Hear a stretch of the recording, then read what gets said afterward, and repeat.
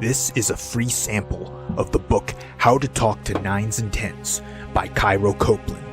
The first half of the book is posted right here on YouTube, free for everyone to listen to. If you like this content and want to hear or read the rest of it, or want to listen to it free of ads, visit reinventideal.com/talk. The book is available on Kindle, paperback, and Audible at reinventideal.com/talk. Intro. You're boring her brains out. All you gotta do is get past hello, and then let the conversation flow naturally from there, is what I was told by my former dating coach. And I do stress former, because that was the same shitty advice I could have gotten from my mom, or your mom, or every other clueless person on the subject. Part of the reason I chose to become a dating coach is due to dissatisfaction with the ones currently available in my local market. Since they couldn't provide the answers I was looking for, I sought those answers out on my own, and once I had them, I knew I could crush the competing coaches just for the fact that I had them. Many dating coaches are just really bad at giving guys advice beyond the usual engaging the conversation is half the battle. Sure, it's a vital part of the process, but as the saying says, there's a whole nother half to this equation. They'll tell their clients, just talk to women and boom, they chase you.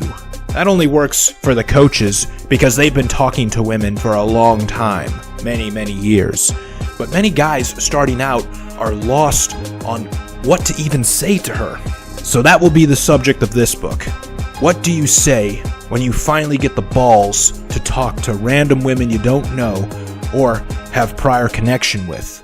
And to make matters more difficult, these women will also be 9's and 10's on the beauty scale.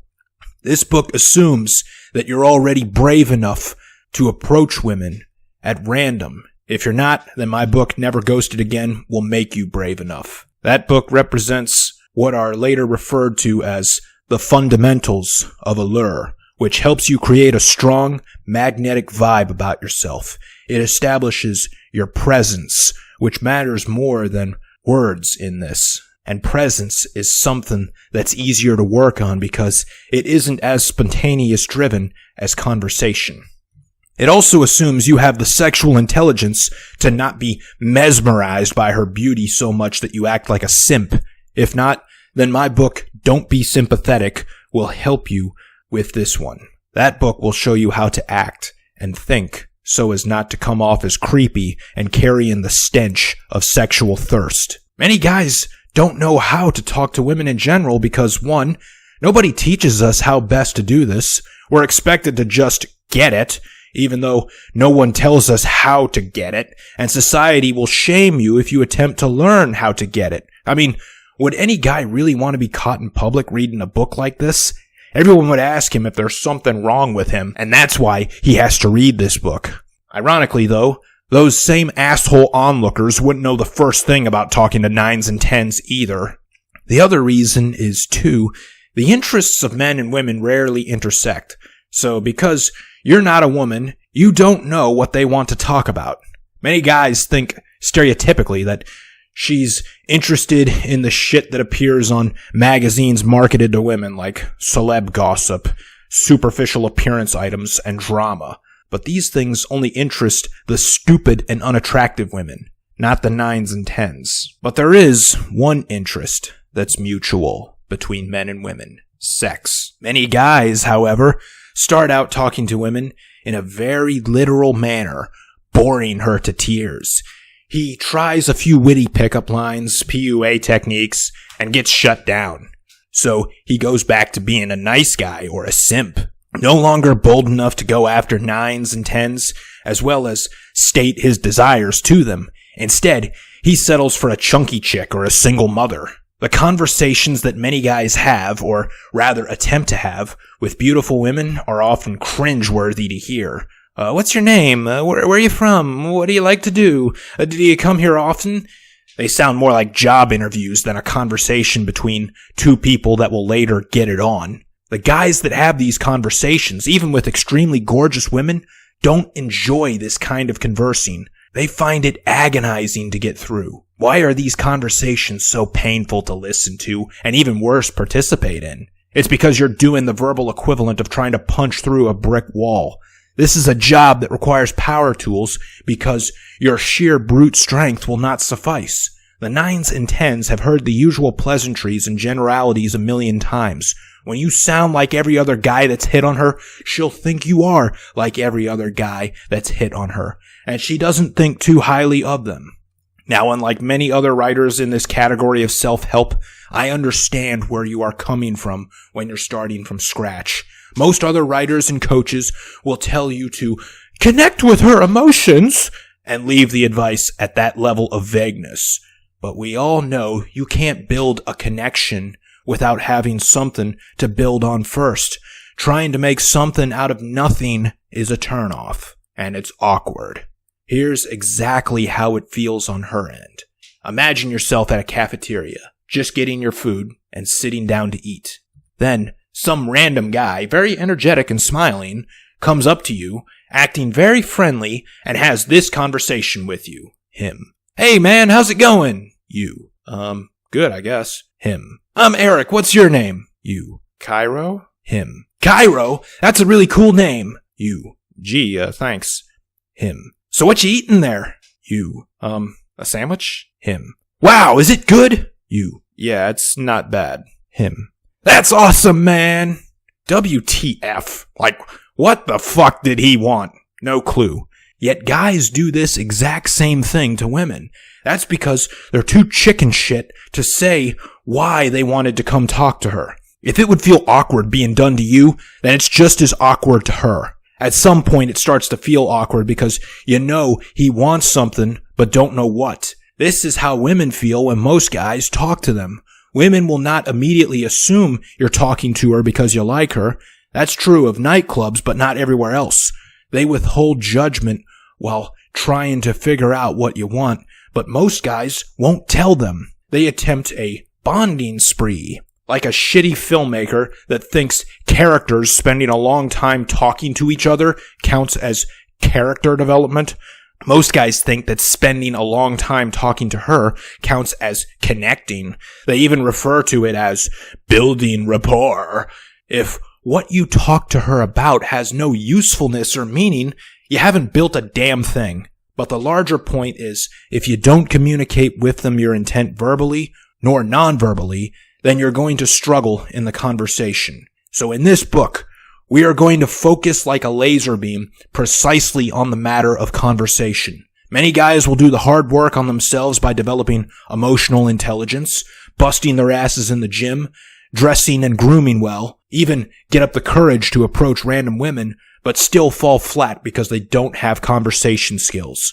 Consider this the guide for them that are looking for conversation skills, specifically with 9's and 10's. Many books exist on conversation skills and social intelligence, but none focus on the optimal way to carry them when having them with hot babes. That's what this book is all about. We'll start off with openers to get a conversation started, transitioning from that into the right amount of small talk, moving past that small talk into deeper, more personalized subjects, to getting her phone number, to getting a date with her secured that she wouldn't dream of flaking on. This will even include an example conversation at the end to put it all together. You've heard the clichés and are tired of them. Now let's show you the specific advice and tactics that you need to put the theory into practice. This is the way to date beautiful, charismatic, driven, ambitious, life-of-the-party type social butterflies who are pursued by hordes of men and never get caught. This is the way to date and sleep with the women other guys can't get, by having great conversations with them. You've been fooled into thinking that these women are unapproachable. You've been conditioned into this by hearing that going indirect was the only way to do this. Talking to women only seems complicated, but it's not. It's just a matter of social intelligence principles. Once you get enough of them down, you don't even have to think about them anymore. It becomes like playing a game you know inside out. You're able to pull more risky moves in this game because you know of several paths to victory. COVID Complication Addendum. I finished writing this book on December 31st, 2020. the year marred by the COVID pandemic. Some of my fellow authors asked me during that time, why in God's name would you write a book about how to socialize when everyone is social distancing? My answer is because it is desperately needed, and that was true long before COVID came around. It only became more true because of the virus. Americans struggled with feelings of loneliness before the outbreak. Our current pop culture has been pushing loneliness like it's some kind of ideal to aspire to, almost like riches, fame, or fitness. People actually brag on social media, ironically, of how antisocial they are. Going out tonight? Hell no. Stay in and binge watch Netflix. This has only worsened since then. And the worst thing about it is that loneliness is as deadly to humans as are carcinogens. Social isolation itself is statistically more deadly than obesity or cigarettes, says the research of Julian Holt-Lundstad of Brigham Young University. It increases inflammation, heart disease, dementia, and risk of suicide. Even before COVID, the things that used to keep us in touch with our fellow humans were beginning to fall apart. Extended families and related get-togethers are in decline. Social institutions like churches, bowling leagues, and lodge halls have dissolved. Instead, social media has taken center stage in how we interact with each other, and the effects of it are devastating. This technology has you believing that everyone else lives an awesome life with perfect relationships, while yours is nothing but shit. Further, your speech and opinions on these platforms are policed by women and the simps that worship them. Say one thing that the fempowerment mandate does not appreciate, and you're likely to get blown up with damning indignation, making you feel more isolated. Especially when you're male, because the majority of the popular and publicly approved opinions spread across social media platforms are often very anti-male. But now, during this crisis, a great opportunity exists, especially for males. At the time of this writing, 5 companies are going full force into releasing vaccines for the dreaded disease. The world economy could be just a few months away from reopening, and along with that, so too will the social outposts of the sexual marketplace and dating pool. While many in the dating advice industry, and even some in the Red Pill Consortium, believe that the new arenas are the dating apps, they are greatly mistaken. At one point in their existence, Tinder, Bumble, Plenty of Fish, and OkCupid were viable places to look for love. But the overpopulation of simps on these apps has ruined their usefulness. These apps are now used by women only to get free validation on demand. Every guy has likely experienced this. He matches with a woman on one of these apps, but during the messaging she tells him that she's not interested in dating. She's just looking to talk to people. Even good-looking, high-value, reinvented men run into these situations because women believe that every man using a dating app is a simp that does not get it. A situation like this is thoroughly described in the book Don't Be Sympathetic, which is a very important point that this book seeks to help you accomplish. Women want a man that just gets it, and a man that gets it doesn't have to rely on dating apps to meet, attract, and get dates with women. He knows how to do that already because he just gets it. This book will show you how to get it. But more importantly, this book will show you how to get it specifically with the 9's and 10's, the top 20% of women, the ones that you see but are afraid to talk to. Even if you've developed the sexual intelligence described in Don't Be Sympathetic, you're still afraid to talk to them because you don't know what to say. Knowing what to say is getting it. Further, the 9's and 10's have armies of simps at their beck and call that give them free validation online anytime they want it. So it's pointless to try messaging them online because your message, no matter how substantive and thoughtful it is, will be buried in all the fan mail from simps. But as you know, she's thoroughly disgusted by these worthless worshippers and wants nothing to do with them, so you don't have to be a 9 or a 10 yourself to stand out to her. The fact that you have the social skills and confidence to cold approach her and start up a conversation is enough to impress her, especially after this past year of isolation that has turned everyone into a social retard. You having the balls to go talk to her and having the social intelligence to know what to say will have the greatest superpower you can possess for the dating scene post-pandemic. The opportunity is heightened even more with the women that are 9's and 10's because of who they are. A lot of times these women know they're beautiful and use that fact to make money. They're models, actresses, and even strippers. Or more commonly, they're servers that get their tips specifically for their beauty. They don't even have to work at a place like Hooters or Wing House to make that happen. But what has the pandemic done to those lines of work? Everything from strip clubs to restaurants to bars and dancing clubs were shut down. Without being able to use their beauty for income like they used to, what did all these women do? They went online to OnlyFans, Chatterbait, and Instagram, hoping to become profitable e-thoughts. As a result, the thought market became overly saturated, and the competition forced them to cut their prices as well as profits. So even the beautiful thoughts that were making their living selling their bodies online were adversely affected by the pandemic. Once this virus goes the way of smallpox, when the economy is fully reopened and the motor of the world is turned back on, these women will be desperate to meet a man. When the economy is doing poorly, women revert to one old way they know they can rely on to get their needs met: find a guy that can take care of them. When you have the social skills presented here, you'll be able to take your pick among the many women available. So use this time to develop these social skills necessary to dominate the world once it reopens.